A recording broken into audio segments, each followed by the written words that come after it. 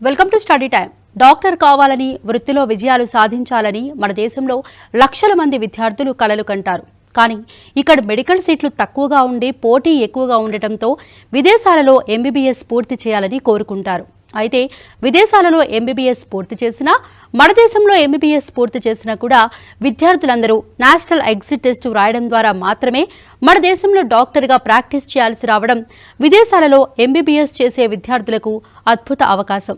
అయితే ఏ దేశంలో చదవాలి, ఏ యూనివర్సిటీలో చదవాలి, హాస్టల్ సేఫ్టీ ఎలా, ఇటువంటి అనేక విషయాలు తెలుసుకోవాలని ఉంటుంది. వీటన్నింటికి సమాధానమే జార్జియాలోని అకాకి సెరిథలి స్టేట్ యూనివర్సిటీ. అంతర్జాతీయ విద్యా ప్రమాణాలను కలిగి ఉన్న ఈ యూనివర్సిటీలో ఎంబీబీఎస్ చేసేందుకు హైదరాబాద్ పంజాగుట్టలో భాగ్యలక్ష్మి ఎడ్యుకేషనల్ సర్వీసెస్ వారి సహాయంతో ఏమాత్రం ఇబ్బంది పడకుండా జార్జియాలోని ఈ యూనివర్సిటీలో జాయిన్ కావచ్చు. 17 సంవత్సరాలుగా ఉత్తమ సేవలందిస్తూ విద్యార్థుల తల్లిదండ్రుల వలె కొండంత అండగా యూనివర్సిటీ గురించి, అడ్మిషన్ ప్రాసెస్ గురించి వివరాలు అందించి ఏటీఎస్యూలో అనగా అకాకి సెరిథలి స్టేట్ యూనివర్సిటీలో జాయిన్ అయ్యేలా సహాయం చేసి ఈ సంస్థకు ISO 9001:2015 లభించడం భాగ్యలక్ష్మి ఎడ్యుకేషనల్ సర్వీసెస్ సొంతం.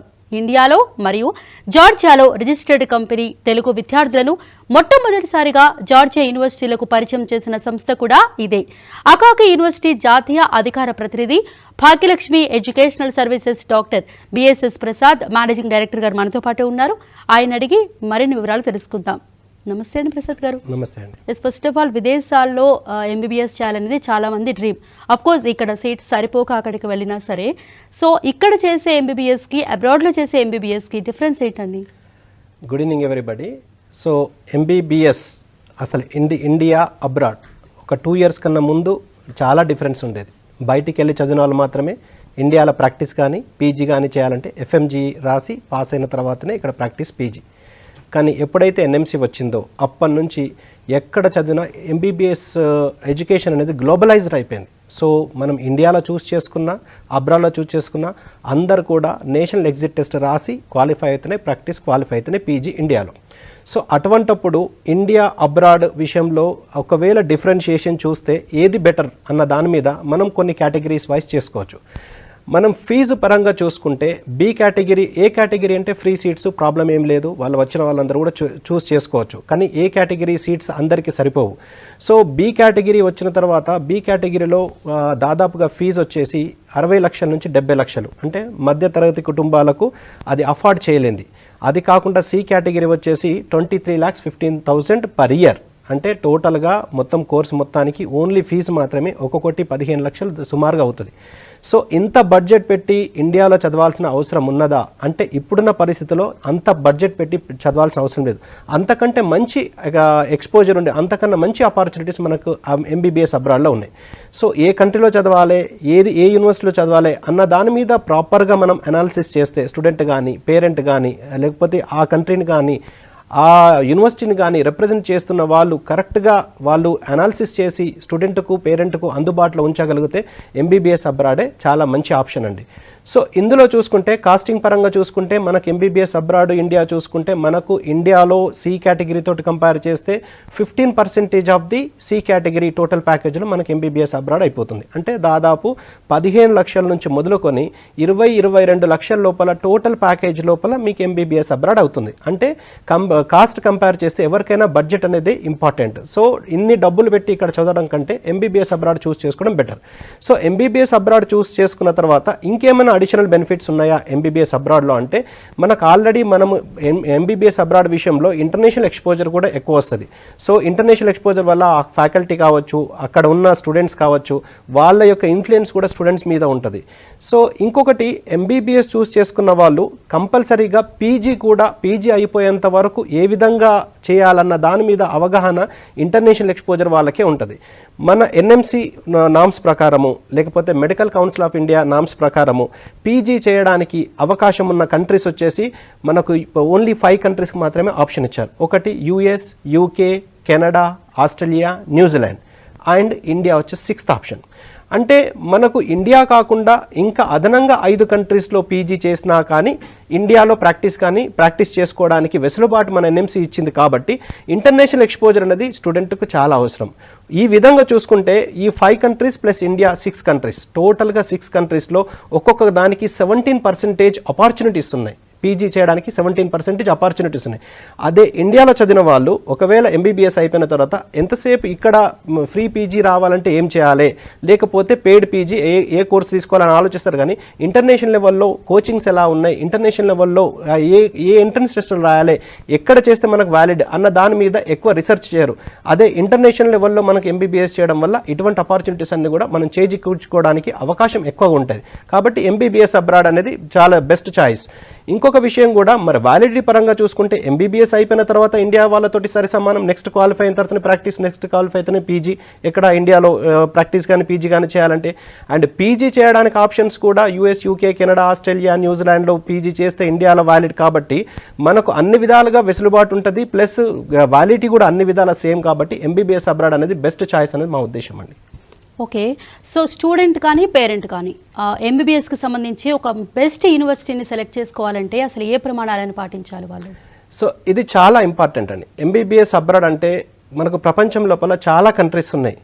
ఇన్ని కంట్రీస్లో ఉన్న యూనివర్సిటీస్కి మెడికల్ యూనివర్సిటీస్కి సంబంధించిన సమాచారం ఎక్కడ లభిస్తుంది, ఇది చాలా ఇంపార్టెంట్. ఆ ట్రస్టెడ్ వెబ్సైట్స్ ఏమైనా ఉన్నాయా, ట్రస్టెడ్ ఏజెన్సీస్ ఏమైనా ఉన్నాయా అన్న దాని మీద మనం క్లియర్గా అనాలిసిస్ చేసుకోవాలి.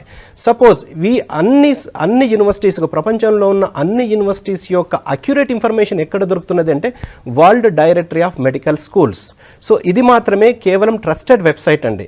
So world directory of medical schools ఇది ఫామ్ అయింది కూడా WFME అంటే world federation of medical education, and FAIMER అంటే foundation and in advancement in international medical education and research.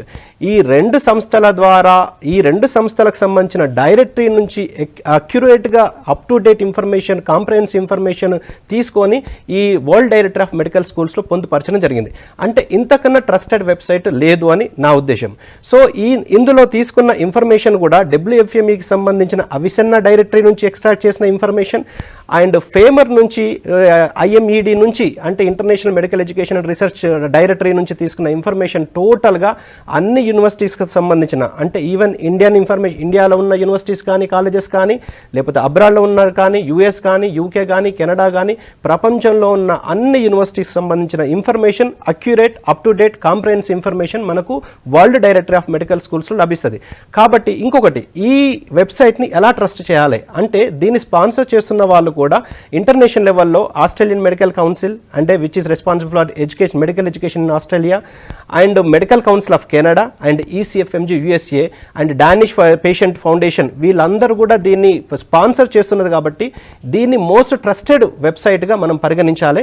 So దీనిలో ఇన్ఫర్మేషన్ ఉన్నది అంటే అక్యురేట్ అప్ టు డేట్, దాని యొక్క మోటోనే WDOMS.org యొక్క మోటోనే accurate up to date comprehensive information provide చేస్తుంది. కాబట్టి అందులో మనం చూస్ చేసుకున్న కంట్రీకి సంబంధించిన మనం చూస్ చేసుకున్న యూనివర్సిటీకి సంబంధించిన క్రెడెన్షియల్స్ ఏ విధంగా ఉన్నాయి అని ప్రాపర్గా చూసుకోవాలి. ఇప్పుడు మెడికల్ యూనివర్సిటీని చూస్ చేసుకునేటప్పుడు మనం కొన్ని ప్రమాణాలు పాటించాలండి. ఒకటి, అసలు ఆ యూనివర్సిటీకి గుర్తింపులు ఉన్నాయా, రికగ్నేషన్స్ కానీ అక్రిడేషన్స్ కానీ లేకపోతే లైసెన్స్లు కానీ ఇవన్నీ ఉన్నాయా లేదా, ఈ గుర్తింపులు ఇంపార్టెంట్. అసలు ఆ యూనివర్సిటీకి ఒకవేళ గుర్తింపులు లేకపోతే మనం MBBS చదవడానికి ఉపయోగపడ్డా కానీ ఇంటర్నేషనల్ లెవెల్లో పీజీ చేయడానికి అవకాశాలన్నీ స్టూడెంట్ కోల్పోతాడు. కాబట్టి ఈ గుర్తింపులు ఉన్నాయా లేవా అని మన ఇండియాలో ఉన్నప్పుడే మనం పూర్తిగా అవగాహన, పూర్తిగా స్క్రూటినీ చేసుకొని పూర్తిగా చూసుకున్న తర్వాతనే మనం వెళ్ళాలి. సో ఈ విషయంలో చూసుకుంటే గుర్తింపులు అనేది ఫస్ట్ ప్రయారిటీ వస్తుంది. తర్వాత ఇయర్ ఆఫ్ ఇన్స్ట్రక్షన్, ఎప్పుడు అది స్థాపించబడ్డది. సో ఈ ఇన్ఫర్మేషన్ కూడా వరల్డ్ డైరెక్టరీ ఆఫ్ మెడికల్ స్కూల్స్లో మనకు లభిస్తున్నది. అది గవర్నమెంట్ యూనివర్సిటీయా, ప్రైవేట్ యూనివర్సిటీయా, దానికి సంబంధించిన స్పాన్సర్ నోట్స్ లోపల ఇంటర్నేషనల్ లెవెల్లో అక్రిడేషన్స్ ఉన్నాయా లేదా, ఈ టోటల్ ఇన్ఫర్మేషన్ కూడా వరల్డ్ డైరెక్టరీ ఆఫ్ మెడికల్ స్కూల్స్లో దొరుకుతుంది. అంటే దీనికి సంబంధించిన అఫీషియల్ వెబ్సైట్ వచ్చేసి WDOMS.org. దీన్ని క్లిక్ చేయగానే మీకు 5 ఆప్షన్స్ వస్తాయి. అంటే అబౌట్ కావచ్చు, హోమ్ కావచ్చు, స్పాన్సర్ కావచ్చు, అండ్ సబ్స్క్రిప్షన్ కావచ్చు, అండ్ సెర్చ్ కావచ్చు. ఇందులో సెర్చ్లోకి వెళ్తే మీకు 4 టూల్ బార్స్ వస్తాయి. ఒకటి country, selection of the country, selection of the medical university, university, operational, non operational అంటే అది పని చేస్తున్నదా ఇప్పుడు పని చేయట్లేదా, అండ్ లాస్ట్ వచ్చేసి మనకు ఆ యూనివర్సిటీ నేమ్, ఇవన్నీ కూడా అందులో వస్తాయి. సో మనం కావాల్సిన యూనివర్సిటీని కంట్రీని చూస్ చేసుకొని అందులో యూనివర్సిటీని ఎంటర్ చేస్తే అప్పుడు ఆ యూనివర్సిటీకి సంబంధించిన క్లికబుల్ అక్కడ మనకు ఆ యూనివర్సిటీ నేమ్ మొత్తం వస్తుంది. దాన్ని క్లిక్ చేయగానే మళ్ళీ మీకు 4 ఆప్షన్స్ వస్తాయి. సో యూనివర్సిటీకి సంబంధించిన ఇన్ఫర్మేషన్, స్కూల్ డీటెయిల్స్ అంటే ఎప్పుడు స్థాపించబడింది, అది గవర్నమెంటా ప్రైవేటా, అండ్ దాని టోటల్ సంబంధించిన ఇన్ఫర్మేషన్ మొత్తం కూడా మీకు ఆ యూనివర్సిటీకి సంబంధించిన కమ్యూనికేషన్ అడ్రస్ కానీ ఎవ్రీథింగ్ ఉంటుంది. అండ్ ప్రోగ్రామ్ డీటెయిల్స్, ఎన్ని సంవత్సరాల కోర్సు, మీడియం ఆఫ్ ఇన్స్ట్రక్షన్ ఏంటిది, అండ్ లాస్ట్ ఆప్షన్ వచ్చేసి స్పాన్సర్ నోట్స్. ఇది చాలా ఇంపార్టెంట్. ఎందుకంటే స్పాన్సర్ నోట్లో suppose Canada medical council of Canada recognition కానీ ఈసీఎఫ్ఎంజీ నోట్ కానీ స్పాన్సర్ నోట్లో ఉంటేనే మనకు యూఎస్లో పీజీ చేయడానికి అవకాశం ఉంటుంది. ఇది చాలా ఎవరు కూడా గుర్తించట్లేదు ఇవాళ రేపట్లో. సో మీరు కంపల్సరిగా wdms.orgలో కంట్రీని చూస్ చేసుకొని అందులో మీరు ఏదైతే అనుకుంటున్నారో ఆ యూనివర్సిటీని చూస్ చేసుకొని అందులో స్పాన్సర్ నోట్స్లో ECFMG note and Canada note ఉంటే మీరు కెనడాలో పీజీ చేయడానికి కానీ లేకపోతే యూఎస్లో పీజీ చేయడానికి కానీ అర్హత ఉంటుంది. ఈసీఎఫ్ఎంజీ సర్టిఫికేషన్లో స్పాన్సర్ నోట్స్ అనేది కీలక పాత్ర వహిస్తుంది. అంటే స్టూడెంట్ ఒక్కడే చదువుకుంటే సరిపోదు. ఇప్పుడు సపోజ్ యూఎస్లో పీజీ చేయాలంటే స్టూడెంట్ కావాల్సిన అర్హతలు యూఎస్ఎంఎల్ స్టెప్ 1, స్టెప్ 2, స్టెప్ 3 రాయడం. సో ఇది స్టూడెంట్స్ కావాల్సిన అర్హతలు. స్టెప్ 1, స్టెప్ 2 సీకే కావచ్చు, స్టెప్ 3 కావచ్చు, అండ్ ఓఈటీ ఆక్యుపేషనల్ ఇంగ్లీష్ టెస్ట్. ఇది స్టూడెంట్ అతని తెలివితోటో లేకపోతే కోచింగ్ వలన సాధిస్తాడు. కానీ ఒకవేళ యూనివర్సిటీకి ఆ ఈసీఎఫ్ఎంజీ సర్టిఫికేషన్ కోసము ఆ స్కూల్కి ఆ మెడికల్ స్కూల్కి సంబంధించిన స్పాన్సర్ నోట్లో ఈసీఎఫ్ఎంజీ నోట్ లేకపోయినా మనకు యూఎస్లో పీజీ చేయడానికి ఇది మనకు ఈసీఎఫ్ఎంజీ సర్టిఫికేట్ రాదు. And medical council of Canada mention చేయకపోయినా అని కెనడాలో ఈ ఎంసీసీ క్వాలిఫైయింగ్ ఎగ్జామ్ అంటే which is required to practice in Canada, ఆ లైసెన్సింగ్ ఎగ్జామ్ కూడా మనకు పనికిరాదని నేను దీని గురించి చెప్పగలను. సో ప్రతి స్టూడెంట్ కూడా వైల్ చూసింగ్ ఏ యూనివర్సిటీ, వైల్ చూసింగ్ ఏ కంట్రీ కంపల్సరీగా ఈ అఫీషియల్ వెబ్సైట్ను, ట్రస్టెడ్ వెబ్సైట్ను మనం చూసుకొని 1-4 సార్లు క్రాస్ వెరిఫై చేసుకొని చూస్ చేసుకుంటే మంచిదని నా ఉద్దేశం అండి. WDOMSలో ఇందాక మీరు మెన్షన్ చేశారు ఇయర్ ఆఫ్ ఇన్స్ట్రక్షన్ గురించి, అసలు దాని ప్రాధాన్యత ఏంటండి? సో మనము ఒకసారి క్రాస్ వెరిఫై చేసుకున్న తర్వాత wdms.orgలో మనకు ఇయర్ ఆఫ్ ఇన్స్ట్రక్షన్, ఆ మెడికల్ కాలేజ్ కానీ యూనివర్సిటీ కానీ ఇయర్ ఆఫ్ ఇన్స్ట్రక్షన్ మనకు ఇంపార్టెంట్ అని మనం మాట్లాడుకోవడం జరిగింది.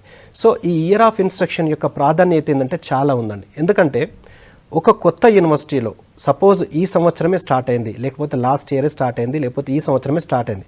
స్టార్ట్ అయిన తర్వాత మనమందరం కూడా ఇండియన్ స్టూడెంట్స్ అక్కడికి సపోజ్ జార్జియా కానీ వేరే కంట్రీ కానీ ఎక్కడైనా పర్లేదు, ఇయర్ ఆఫ్ ఇన్స్ట్రక్షన్ అనేది ప్రతి కంట్రీలో ఇంపార్టెంటే. ఒక కొత్త కంట్రీకి వెళ్ళినప్పుడు ఆ కంట్రీలో ఆల్రెడీ మన ఇండియన్ స్టూడెంట్స్ లేకపోయినా, అంటే సెకండ్ ఇయర్ కానీ ఇప్పుడు వీళ్ళు వెళ్తున్న స్టూడెంట్స్ వచ్చేసి first year, so second year, third year, fourth year, fifth year, sixth year వరకు ఎవ్వరు లేకపోతే వీళ్ళని గైడ్ చేయడానికి ఎవరు ఉండరు. సో ప్రతి విషయంలో కన్సల్టెంట్ యొక్క రిప్రజెంటేటివ్ స్టూడెంట్స్ వాళ్ళ మీదే డిపెండ్ అవ్వడానికి ఉన్నాయి. కొన్ని సందర్భాలలో స్టూడెంట్స్ వాళ్ళు కంఫర్ట్గా ఫీల్ అవుతారు. సపోజ్ షాపింగ్ చేయడానికి కానీ, లేకపోతే ఏ బుక్ సెకండ్ ఇయర్లో ఏ బుక్ని ఫాలో అవ్వాలి, లేకపోతే ఏ లెక్చర్ని ఫాలో అవ్వాలి, ఇక్కడ ఎలా ఉంటుందన్న దాని మీద చాలా ఇబ్బంది పడతారు. అంటే ఆ కంట్రీకి కొత్త వాళ్ళు, ఆ సిటీకి కొత్త, ఆ యూనివర్సిటీకి కొత్త, వీళ్ళు తప్పించి అక్కడ ఇంకెవ్వరు కూడా కనబడరు. హాస్టల్లో కనబడరు, యూనివర్సిటీలో కనబడరు. సో వీళ్ళు వచ్చిన బ్యాచ్ సపోజ్ మేబీ 40, 50, 60, 70 ఎంతనన్నా సైజ్ కానీ వీళ్ళు డైరెక్షన్ ఇచ్చుకోవాలి తప్పించి వీళ్ళని గైడ్ చేయడానికి ఎవరు ఉండరు. సో ఏ యూనివర్సిటీలో చూసుకున్నా, ఈవెన్ ఇండియాలో చూసుకున్నా, అబ్రాడ్లో చూసుకున్నా కానీ, సో సీనియర్స్ యొక్క ప్రాముఖ్యత చాలా ఉంటుంది. అంటే seniors are the best guides for the juniors. So వాళ్ళు సీనియర్స్ ఎలా ఫాలో అయ్యారు, ఏ లెక్చర్ ఎలా ఫాలో అయ్యారు, లేకపోతే ఏ బుక్స్ ఫాలో అయ్యారు, వాళ్ళకు వాళ్ళకు ఏమైనా డౌట్స్ వస్తే క్లారిఫై చేసుకోవడానికి ఒకరు అడగాలంటే వాళ్ళు సీనియర్స్ ఉండాలి. సో ఈ విధంగా ప్రతి సంవత్సరము మన ఇండియన్ స్టూడెంట్స్ ఉంటే ఇంకా మంచిది, ఇంకా మన తెలుగు స్టూడెంట్స్ ఉంటే ఇంకా మంచిది. అంటే వాళ్ళు వెళ్ళిన తర్వాత కంఫర్ట్గా ఫీల్ అవుతారు.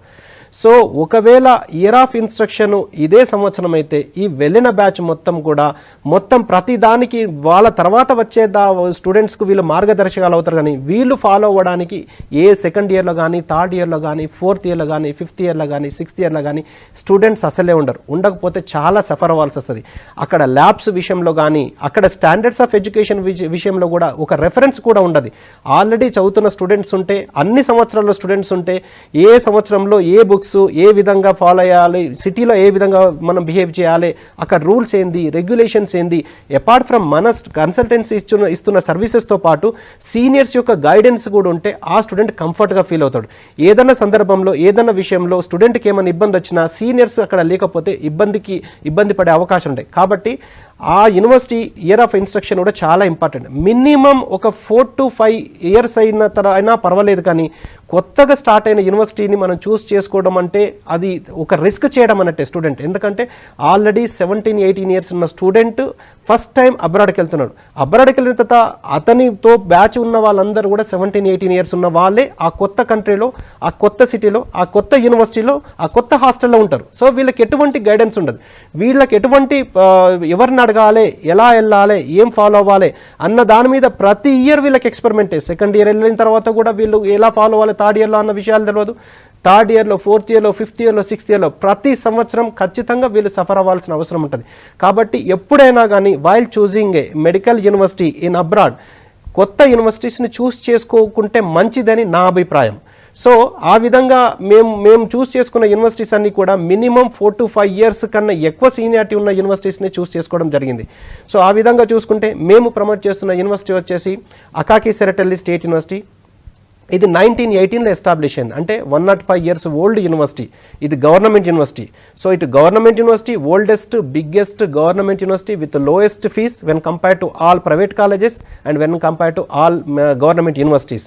సో దీనికి వచ్చిన ఇంతకుముందు wwms.orgలో మాట్లాడుకున్న ప్రకారం దీని రికగ్నేషన్స్, అఫిలియేషన్స్, అక్రిడేషన్స్ చూసుకున్నా కానీ ఇది WHO recognised, ECFMG recognised, ECFMG USA recognised, medical council of Canada recognised, IAUP, AME, AMSE అంటే టోటల్ యూరోప్ కూడా ఒక కౌన్సిల్ ఉంటుంది, దాని రికగ్నేషన్స్ ఉన్నాయి. అంటే గ్లోబల్ డిగ్రీ వస్తుంది అన్నట్టు. మనం ఎలాగో MBBS అబ్రాడ్ విషయంలో బయటి కంట్రీకి పోయినప్పుడు ఇవన్నీ అక్రిడేషన్స్ ఉన్నాయా లేదా అని ప్రాపర్గా చెక్ చేసుకుంటే మీరు ఏ కంట్రీకి పోయినా కానీ మీకు పీజీ చేయడానికి కానీ, ప్రాక్టీస్ చేయడానికి కానీ, లైసెన్స్ తీసుకోవడానికి కానీ ఎలిజిబిలిటీ ఆ యూనివర్సిటీకి, మనం వెళ్ళి చదువుతున్న యూనివర్సిటీకి ఈ అక్రిడేషన్స్ అన్నీ ఉంటే మనకు కూడా ఎటువంటి ఇబ్బంది ఉండదు, పీజీ చేయడానికి ఎక్కువ స్కోప్ ఉంటుంది. ఒకవేళ ఈ అక్రిడేషన్స్ అన్ని లేకపోతే మనం అక్కడ డిగ్రీ కంప్లీట్ చేసిన తర్వాత మనకు ఒక డెస్టినేషన్ ఇండియా మాత్రమే కనబడుతుంది. అది కూడా మనకున్న 100% పీజీ ఆప్షన్స్ లోపల 83 ఆప్షన్స్ మనం కోల్పోయినట్టే. Only 17% of the options India మాత్రమే మిగులుతుంది. సో 83% ఆఫ్ ది ఇంటర్నేషనల్ పీజీకి సంబంధించిన ఆప్షన్స్ ఎందుకు కోల్పోవడం? సో ఇన్ని ఆప్షన్స్ ఉన్నప్పుడు కొత్త యూనివర్సిటీని చూస్ చేసుకొని మనం ఆ ఆప్షన్స్ ఎందుకు ఉపయోగించుకోకూడదని నా ఉద్దేశం. సో స్టాండర్డ్స్ ఆఫ్ ఈ యూనివర్సిటీకి సంబంధించిన స్టాండర్డ్స్ చూసుకున్నా కానీ ఆల్రెడీ 12,000 స్టూడెంట్స్, అంటే ఇంటర్నేషనల్, నేషనల్ అన్ని డిపార్ట్మెంట్స్ కలిపి 12,000 స్టూడెంట్స్ అవుతున్నారు. అండ్ 150 అకాడమిక్ ప్రోగ్రామ్స్ ఉన్నాయి.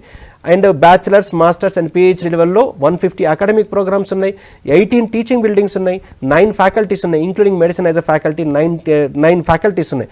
అన్నిటికన్నా ఇంపార్టెంట్ ఏంటంటే 23 కంట్రీస్లో ఉన్న 50 యూనివర్సిటీస్ తోటి కొలాబరేషన్లో ఉంది.